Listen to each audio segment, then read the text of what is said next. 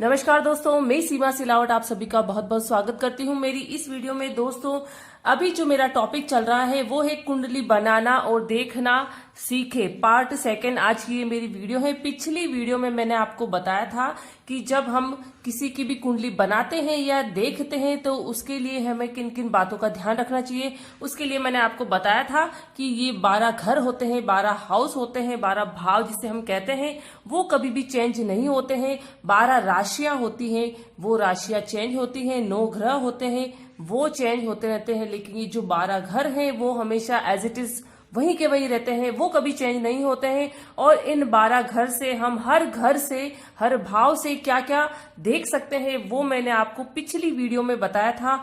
ग्रहों की डिग्री बताई थी। इस वीडियो में भी आपको बताऊंगी। ग्रहों की पावर को जानना बहुत ज्यादा जरूरी है, क्योंकि जो ग्रह जिस भाव में, जिस घर में बैठा है, उस ग्रह की जैसी डिग्री होगी, जैसी पावर होगी, उसके अकॉर्डिंग ही वो रिजल्ट देगा। इसलिए ग्रहों की डिग्री को भी ध्यान में रखना बहुत ज्यादा जरूरी है। तो चलिए आगे बढ़ते हैं। आज इस वीडियो में मैं आपको बताऊंगी कि जब हम किसी की भी कुंडली बनाते हैं या देखते हैं तो फर्स्ट सबसे पहले हम क्या देखते हैं। सबसे पहले हमें योग कारक और मारक ग्रहों का ज्ञान होना बहुत ज्यादा जरूरी है। योग कारक और मारक ग्रह कैसे देखे जाते हैं, कैसे निकाले जाते हैं, वो आज मैं आपको इस वीडियो में बताऊंगी। योग कारक जो ग्रह होते हैं वो हमेशा पॉजिटिव रिजल्ट देते हैं कुंडली के अंदर, और जो मारक ग्रह होते हैं, नेगेटिव ग्रह होते हैं, वो नकारात्मक नेगेटिव रिजल्ट देते हैं जब उन ग्रहों की दशा और अंतर्दशा चलती है तब। इस टॉपिक में सबसे पहले आपको ये याद करना बहुत ज्यादा जरूरी है कि 12 जो राशियां होती हैं, उनके जो राशि स्वामी होते हैं वो कौन कौन से होते हैं। यहाँ पर देखिए 12 जो ये राशियां हैं उनकी सबसे पहले राशि होती है मेष राशि, और उनके जो देवता होते हैं मंगल देव। दूसरे हैं वृषभ राशि, उनके शुक्र देव हैं। मिथुन राशि उनके बुध देव देवता है। कर्क राशि चंद्रदेव देवता है। सिंह राशि के सूर्य देव हैं, और कन्या राशि के बुध देव हैं। तुला राशि के शुक्र देव हैं। वृश्चिक राशि के मंगल देव हैं। धनु राशि के बृहस्पति देव हैं। मकर राशि के शनि देव, कुंभ राशि के शनि देव और मीन राशि के बृहस्पति देव। तो यहाँ पर आप देखिए कि जो हर राशि है, उन जो यहाँ पर मेष राशि और वृश्चिक राशि, ये जो 2 राशियां हैं उनके जो देवता है वो मंगल देव ही है। वृषभ राशि के और तुला राशि के उनके शुक्र देव हैं। मिथुन के और कन्या राशि के इनके बुध देव हैं। हर जो राशियां, जो ग्रह है, उन सभी को 2-2 राशियां मिली हुई है। 9 हमारे ग्रह होते हैं, और जो जिसमें राहु केतु की अगर मैं बात करूं तो राहु केतु को कोई भी राशि नहीं मिली हुई है। फिर आती है 7 ग्रह है। 7 ग्रह में हर ग्रह को 2-2 राशियां मिली हुई है, लेकिन सिर्फ चंद्रदेव और सूर्यदेव इन्हीं को 1-1 राशि मिली हुई है। तो जो ये राशियां हैं और उनके जो राशि स्वामी है उनको आपको याद करना पड़ेगा, तभी आपको कुंडली आप कैसे बनाते हैं वो आप जल्दी से सीख पाएंगे। क्योंकि जब हम कुंडली बनाने बैठते हैं तो अगर हमको ये चीजें याद नहीं होगी तो हम देख नहीं पाएंगे कि योग कारक और मारक ग्रह कौन से हैं, कौन सी राशियां हैं, उनके स्वामी कौन से हैं, तो ये हमें पता नहीं चलेगा। इसलिए इनको याद करना बहुत ज्यादा जरूरी है। ग्रहों की डिग्री है वो मैं आपको बता देती हूँ कि 0 से 2 डिग्री अगर किसी ग्रह की पावर है, किसी की डिग्री है, तो 0% उसकी पावर रहती है उस ग्रह की, तो मृत अवस्था में ऐसा ग्रह माना जाता है। वो कभी भी कोई रिजल्ट नहीं देता है। मृत अवस्था मतलब मरा हुआ। फिर बात आती है कि 2 से 6 डिग्री। तो इस स्थिति में 2 से 6 डिग्री अगर किसी ग्रह की डिग्री है तो 25% उसकी पावर रहेगी उस ग्रह की। तो ये उसकी अवस्था होती है बाल्य अवस्था। और फिर होती है 6 से 12 डिग्री। 6 से 12 डिग्री अगर किसी ग्रह की डिग्री है तो उसकी जो पावर है वो होगी 50%, 50%, और ये अवस्था होगी उसकी किशोर अवस्था। 12 से जो 18 डिग्री अगर किसी ग्रह की डिग्री है तो वो जो इसको अंश भी कहा जाता है, तो उसकी जो पावर है वो 100% रहेगी। तो यहाँ पर 100% उस ग्रह की पावर रहती है, तो बहुत अच्छी पावर रहती है। 100% वो अच्छे रिजल्ट देता है अगर वो योग कारक ग्रह हो तो यहाँ पर उसकी जो अवस्था है वो होगी युवा अवस्था।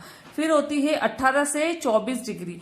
18 से 24 डिग्री अगर किसी ग्रह की डिग्री है तो वहां पर उसकी जो पावर है वो 50% हो जाएगी। ये प्रौढ़ अवस्था कहलाती है। 24 से 28 डिग्री है तो यहाँ पर 25% उसकी पावर हो जाती है ग्रह की, तो वृद्धावस्था ये होता है। और 28 से 30 है तो वो वापस जो मैंने आपको बताया था 0 से 2 डिग्री, 0 डिग्री होती है उसकी 0% पावर होती है तो मृत अवस्था होती है, तो 28 से 30 भी मृत अवस्था होती है। तो यहाँ पर 0, 1, 2, 28, 29, 30 ये जो ये 5-6 जो डिग्रियां मैंने बताई है, अगर किसी ग्रह की हो तो उसकी जो पावर है वो 0% रहती है, मृत अवस्था में वह ग्रह माना जाता है।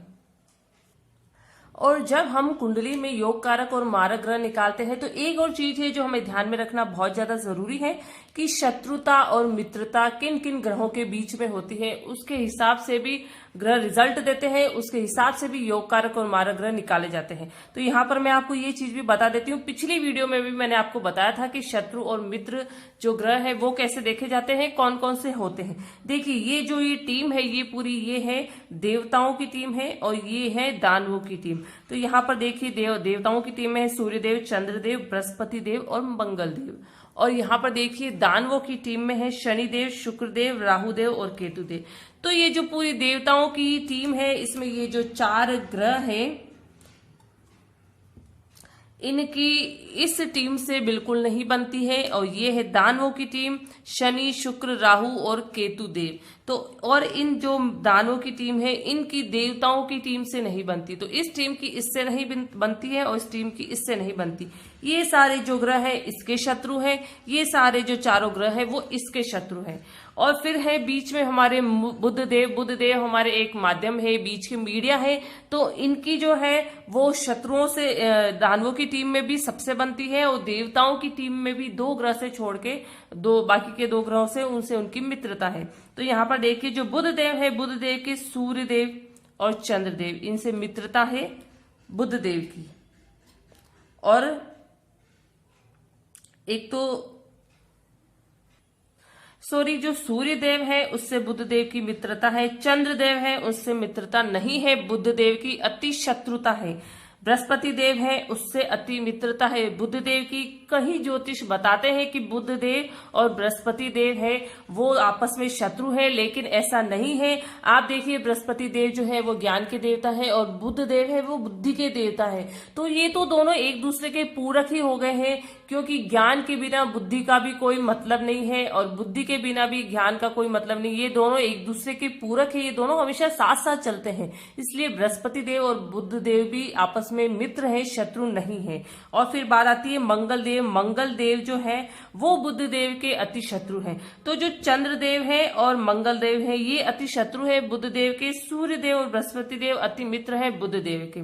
और यहाँ पर जो दानवों की टीम है उसमें शनि, शुक्र, राहु, केतु ये जो 4 ग्रह है दानव की टीम में ये अति मित्र है बुध देव के। तो ऐसे हम शत्रु मित्रता का भी ध्यान हमें रखना बहुत ज्यादा जरूरी है। और यहाँ पर ये एक लग्न कुंडली है। टोटल जो राशियां होती है वो 12 राशियां होती है। मैं आपको एक एक राशि से सबसे पहले मेष राशि से स्टार्ट करूंगी। हर एक राशि से सबसे पहले जो योग कारक ग्रह, मारक ग्रह कैसे निकाले जाते हैं वो मैं आपको बताऊंगी। फिर उसके हिसाब से आगे मैं आपको बताऊंगी कि ग्रहों की डिग्री से या जो अस्त होते हैं ग्रह, नीच होते हैं, जो आगे और भी जो नियम है जो लगाए जाते हैं लग्न कुंडली में, तो उसके हिसाब से बताऊंगी कि ग्रह हमें रिजल्ट कैसे देखते हैं, कुंडली को हम कैसे रीड करते हैं, कैसे देखते हैं। लेकिन सबसे पहला जो हमारा कदम है वो है कि योग कारक और मारक ग्रह कैसे निकालते हैं। तो यहाँ पर आज मैंने एक कुंडली ली है मेष लग्न की, क्योंकि सबसे पहले जो हमारी राशि है जो वो है मेष राशि। ये देखिए मेष राशि की ये लग्न कुंडली है और मेष राशि की जो लग्न कुंडली है इसे काल पुरुष की कुंडली भी कहा जाता है। पिछली वीडियो में मैंने आपको बताया था कि ये जो हाउस है वो भी यही है, फर्स्ट हाउस है, फर्स्ट राशि लिख रखी है। तो ये पहला घर है, ये दूसरा है, ये तीसरा, चौथा, 5वां, 6वां, 7वां, 8वां, 9वां घर, 10वां घर, 11वां घर और 12वां घर। तो इन घरों के हिसाब से मैंने पिछली वीडियो में आपको बताया था कि हम क्या क्या चीजें देखते हैं। और ये जो है हमारा फर्स्ट हाउस, ये है लग्न है हमारा। तो मेष राशि से मेष लग्न की जो कुंडली है उसके हिसाब से आज मैं आपको बताऊंगी कि योग कारक और मारक ग्रह कैसे निकाले जाते हैं या कैसे देखे जाते हैं। सबसे पहले देखिए मैंने आपको बताया था कि जो हर ग्रह है उनको 2-2 राशियां मिली हुई है और यहाँ पर है मेष राशि। तो यहाँ पर मेष राशि के जो स्वामी है, ग्रह स्वामी, राशि स्वामी आप कह लीजिए, तो उनके हैं मंगल देव। तो मंगल देव को भी 2 राशियां मिली हुई है। कौन कौन सी है? सबसे पहले मेष राशि और 8वीं राशि है वृश्चिक राशि। तो ये देखिए, ये पहली राशि यहाँ पे है लग्न में, और 8वीं राशि है 8 नंबर की राशि, वो है 8th हाउस में, 8वें घर में। तो सबसे पहले मैं आपको बताऊंगी योग कारक और मारक ग्रह कैसे निकाले जाते हैं। तो यहाँ पर इनके जो स्वामी हैं मेष राशि के, वो मंगल देव हैं, और ये जो मंगल देव है वो लग्नेश भी है। लग्नेश का अच्छा होना कुंडली में बहुत ज्यादा जरूरी है, क्योंकि लग्नेश जो होता है वो पूरी लग्न कुंडली को मतलब एक मजबूती प्रदान करता है, स्ट्रांग बनाता है कुंडली को। अगर लग्नेश अच्छा नहीं है, लग्नेश की स्थिति कमजोर है, तो वहां पर लग्न कुंडली था 7वां और 10वां घर, ये केंद्र के घर पाए जाते हैं, और ये केंद्र के ये जो घर हैं इन्हीं में राजयोग वाली स्थिति बनती है। तो ये जो चारों घर हैं ये बहुत अच्छे घर होते हैं। और फिर उसके बाद में त्रिकोण वाले हैं जो 5वां और 9वां घर है, ये जो घर है त्रिकोण के वो भी बहुत अच्छे होते हैं। फिर 6, 8, 12 है, ये त्रिकभाव होते हैं, बुरे घर माने जाते हैं कुंडली के अंदर। और फिर ये तीसरा और जो 11वां घर है वो सम घर माना जाता है। दूसरा घर है वो हम अष्टम द्वादश थ्योरी के अकॉर्डिंग देखते हैं कि ये जो ग्रह है वो योग कारक होगा या मारक होगा, ये घर दूसरा घर। तो उसके हिसाब से ये सब हम कैलकुलेशन निकालते हैं। तो यहाँ पर देखिए जो मंगल देव है वो हमारे कैसे हैं, योग कारक है या नहीं है। यहाँ पर मंगल देव को देखिए एक घर मिला है, वो है केंद्र में, तो बहुत अच्छा है, क्योंकि मैंने आपको बताया कि जो केंद्र का जो घर होता है वो बहुत अच्छा होता है। और एक है त्रिक भाव। तो यहाँ पर जब किसी भी ग्रह को एक केंद्र का मिलता है और प्लस एक त्रिक का मिलता है, तो यहाँ पर अच्छी स्थिति एक मानी जाती है, क्योंकि एक जो घर है वो बहुत अच्छा है। और लग्नेश यहाँ पर है कि केंद्र का मिला है और एक त्रिक भाव मिला हुआ है, तो वहां पर योग कारक वाली स्थिति हो जाती है। तो यहाँ पर देखिए मंगल देव जो है वो योग कारक हो जाएंगे, क्योंकि उनको एक घर बहुत अच्छा मिला हुआ है, लग्नेश भी है इसलिए। और फिर हम देखेंगे अष्टम द्वादश थ्योरी के अकॉर्डिंग दूसरा घर और 7वां घर। ये देखिए कि जो दूसरा घर है और जो 7वां घर है, इसी दोनों घर में अष्टम द्वादश थ्योरी लगती है। इसमें हम जब योग कारक और मारक निकालेंगे कि यहाँ पर जो ग्रह बैठा है, यहाँ पर जो राशि है, यहाँ पर देखिए 2 नंबर राशि है, तो यहाँ पर 2 नंबर राशि और यहाँ पर 7 नंबर राशि, ये किसकी है? ये शुक्रदेव की। ये देखिए वृषभ राशि और तुला राशि, वृषभ राशि और तुला राशि शुक्रदेव की है। तो यहाँ पर शुक्रदेव क्या हुए? यहाँ पर हम नियम लगाएंगे अष्टम द्वादश थ्योरी। अष्टम द्वादश थ्योरी के अकॉर्डिंग जो मंगल देव है वो शुक्रदेव के क्या है, यहाँ पर शत्रु और मित्रता वाला नियम लगेगा। तो यहाँ पर सिर्फ ये जो दूसरा और 7वां घर है इसी की बात करें, इसी में अष्टम द्वादश थ्योरी लगेगी और इसमें हम शत्रु और मित्रता वाला नियम लगाएंगे। तो यहाँ पर देखिए आप, यहाँ मंगल देव है हमारे लग्नेश, तो लग्नेश के ये जो दूसरा घर का जो मालिक है वो क्या है? शुक्रदेव। शुक्रदेव यहाँ पर क्या हुए? यहाँ पर देखिए दानों की टीम में है शुक्रदेव, और यहाँ पर मंगल देव है वो देवताओं की टीम में। तो देवताओं की टीम के जो सारे सदस्य हैं वो दानवों की टीम के सारे सदस्यों के अति शत्रु हैं। तो मंगल देव यहाँ पर शुक्रदेव के शत्रु हो गए। तो यहाँ पर अष्टम द्वादश थ्योरी के अनुसार शुक्रदेव मारक हो गए हैं। तो यहाँ पर शुक्रदेव मारक वाली स्थिति में आ जाएंगे, हम मारक उसको लिखेंगे। फिर बात आती है हमारे तीसरे घर की। तीसरे घर में 3 नंबर राशि है, वो है मिथुन राशि, और देवता है इनके बुध देव। बुध देव को एक और राशि मिली हुई है कन्या राशि। कन्या राशि, जो कन्या राशि कहाँ है वो है 6ठे घर में त्रिक भाव में। तो देखिए यहाँ पर सम है, सम का मतलब एवरेज हाउस है, सम मतलब एवरेज, इतना अच्छा घर नहीं माना जाता है। और फिर बात आती है त्रिक की। तो त्रिक तो बुरा घर है ही कुंडली में, तो सम और त्रिक, एक तो ठीक ठाक घर मिल गया है बुधदेव को और दूसरा मिल गया है त्रिक भाव। तो ये स्थिति इतनी अच्छी नहीं है। तो यहाँ पर बुधदेव क्या हो जाएंगे? मारक, क्योंकि दोनों ही घर उनको अच्छे नहीं मिले हैं। तो बुधदेव इस कुंडली में मारक हो गए हैं। फिर बात करते हैं हम नेक्स्ट अगले हाउस की। चौथा घर, चौथे घर में 4 नंबर राशि है। 4 नंबर राशि है हमारी कर्क राशि। कर्क राशि के जो राशि स्वामी है वो है चंद्रदेव। चंद्रदेव, तो यहाँ पर देखिए चंद्रदेव और सूर्यदेव को मैंने आपको बताया था कि एक ही राशि मिली हुई है, बाकी सबको 2-2 मिली हुई, इनको एक ही मिली हुई है। तो यहाँ पर चंद्रदेव की जो राशि है 4 नंबर, वो केंद्र में ही है, तो बहुत अच्छी स्थिति केंद्र में उनको उनकी राशि है। तो यहाँ बहुत अच्छी स्थिति हो गई। तो यहाँ पर देखिए चंद्रदेव क्या हो जाएंगे? यहाँ पर चंद्रदेव योग कारक हो जाएंगे। यहाँ पर चंद्रदेव योग कारक हो गए हैं। फिर बात करते हैं हम नेक्स्ट हाउस की, 5th हाउस की, 5वें घर की। इसमें 5 नंबर राशि लिखी हुई है। 5 नंबर राशि है सूर्य देव की। सूर्य देव है सिंह राशि के स्वामी, और सूर्य देव को भी एक ही राशि मिली हुई है 5 नंबर की, सिंह राशि। तो यहाँ पर उनको त्रिकोण मिला है। मैंने आपको बताया कि केंद्र और जो त्रिकोण है ये बहुत ही अच्छे घर माने जाते हैं, इन्हीं में राजयोग भी बनता है। तो यहाँ पर सूर्य देव की एक ही राशि है, वो भी बहुत अच्छे घर में बैठी हुई है। तो यहाँ पर जो सूर्य देव है वो हमारे योग कारक हो जाएंगे।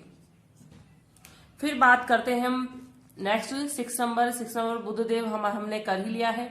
7वें घर की, यहाँ पर अष्टम द्वादश थ्योरी के अकॉर्डिंग शुक्र देव लग्नेश के शत्रु हो गए हैं। यहाँ पर भी शत्रु मित्रता देखेंगे, यहाँ पर भी शत्रु मित्रता, ये यहाँ पर शत्रु मित्रता और यहाँ पर भी शत्रु मित्रता। इसी के हिसाब से हम योग कारक और मारक निकालेंगे दूसरे और 7वें घर में। तो यहाँ पर शुक्रदेव मारक हमने लिख ही लिया है पहले, और यहाँ पर 8वां वो लग्नेश मंगलदेव हो गया है। फिर बात आती है 9 नंबर राशि। 9 नंबर राशि है हमारी धनु राशि, और धनु राशि के राशि स्वामी है बृहस्पति देव। बृहस्पति देव को एक और राशि मिली है, 12वीं राशि मीन राशि। तो एक तो जो हमारी बृहस्पति देव की राशि है वो 9th हाउस में है, और है एक है हमारी त्रिक भाव में। तो जहां पर त्रिकोण प्लस त्रिक मिल जाता है, जैसे मैंने आपको बताया कि ये चारों केंद्र के घर और एक कोई त्रिक भाव मिल गया या सम भी मिल गया तो भी अच्छी स्थिति मानी जाती है, योग कारक हो जाता है। इस नियम के अकॉर्डिंग वो मैं आपको बाद में बताऊंगी कि वो जो ग्रह है, इसका जो ग्रह स्वामी है वो कहाँ बैठा है, वो उसकी बात की बात है। जो फर्स्ट नियम है हमारा, उससे योग कारक मारक हम निकालते हैं। तो यहाँ पर केंद्र और त्रिक मिल गए हैं तो योग कारक हो जाएगा, त्रिकोण और त्रिक मिल गए हैं तो भी योग कारक हो जाएगा, सम और त्रिक मिल गए हैं तो मारक हो जाएगा। तो यहाँ पर देखिए त्रिकोण और त्रिक मिल गए हैं तो यहाँ पर बृहस्पति देव की स्थिति अच्छी हो गई, क्योंकि एक जो हाउस है उनको एक बहुत अच्छा मिला है, त्रिकोण मिला है, 9th हाउस मिला है। तो यहाँ पर बृहस्पति देव योग कारक हो जाएंगे। फिर बात करते हैं हम 10वें घर की। 10वें घर में 10 नंबर की राशि है, वो है मकर राशि। देवता है इसके शनिदेव, और इनको एक और राशि मिली है शनिदेव को, 11 नंबर कुंभ राशि। तो यहाँ पर शनिदेव को ये दोनों राशि यहाँ पर देखिए केंद्र और सम, मतलब जब एक घर किसी ग्रह को एक जो है राशि केंद्र में है उसकी और एक सम में है, एवरेज हाउस में है, तो भी अच्छी स्थिति हो जाएगी, क्योंकि केंद्र और त्रिक भी अच्छी स्थिति माना जाता है। तो केंद्र और सम है वो भी अच्छी स्थिति माना जाएगा। तो यहाँ पर शनिदेव क्या हो जाएंगे, शनिदेव यहाँ पर योग कारक हो जाएंगे। तो ऐसे हम कभी भी किसी भी कुंडली में जब योग कारक मारक ग्रह निकालने हो तो ये सबसे पहला हमारा नियम होता है कि हम सबसे पहले राशियां देखते हैं कि राशियों को घर कौन से मिले हुए हैं, केंद्र मिला हुआ है, त्रिकोण मिला हुआ है, त्रिक मिला हुआ है या सम घर मिला हुआ है। दूसरे और 7वें घर से हम शत्रु मित्रता देखते हैं, अष्टम द्वादश छोरी लगाते हैं, उसके हिसाब से योग कारक मारक ग्रह निकालते हैं। तो ये सबसे पहला नियम हो जाता है। और फिर उसके बाद में हम देखते हैं कि ग्रहों की ये जो डिग्री बताई थी मैंने कि डिग्री से कैसे निकालते हैं। फिर देखते हैं कि वो सूर्य देव से अस है या नहीं है, नीच तो नहीं हो गया है, चलित में इधर उधर त्रिक भाव में जा रहा है, सम में जा रहा है, उसके हिसाब से हम योग कारक मारक सारा निकालते हैं। लेकिन पहला नियम हमारा यही होता है, पहले नियम से हम यही देखेंगे। तो आज की इस कुंडली में मैंने आपको इतना सा बताया है कि इस नियम से कि उनके जो राशियां है वो कहाँ बैठी है, उसके हिसाब से हम योग कारक और मारक ग्रह कैसे निकाले। तो इस वीडियो में ये सारे आपको मैंने बात क्लियर करने की कोशिश की है। तो आप सबसे पहले इन चीजों को, ये शत्रु मित्र, इन सभी चीजों को थोड़ा याद कीजिए। याद करने के बाद में अगर आप कुंडली में योग कारक मारक ग्रह निकालेंगे तो आपको थोड़ा इजी रहेगा।